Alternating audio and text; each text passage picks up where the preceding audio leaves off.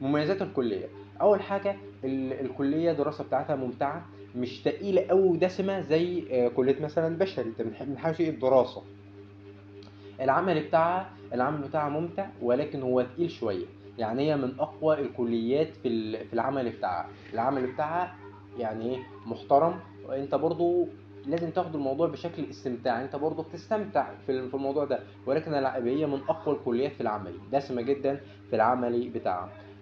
تاني حاجه الدراسه بتاعتها ممتعه، انت بتتعامل مع مرضى، بتتعامل هنا وبتنزل المستشفيات بدري. فالدراسة بتاعتها أيضا ممتعة، تقدر تطور نفسك جنب الكلية، على عكس مثلا طب بشري. مش عارف احنا بنقارن طب بشري عشان هي المقارنة دي دايما موجودة، بشري ولا أسنان. ممكن نعمل فيديو لوحدها، اكتبوا لي تحت في الكومنتس. بس كده. في لها مميزات كتيرة جدا، اللي انت بتخش سوق العمل بدري، بتقدر تفتح عيادة لو انت جاهز وقوي جدا في الخبرة، تقدر ان انت تسافر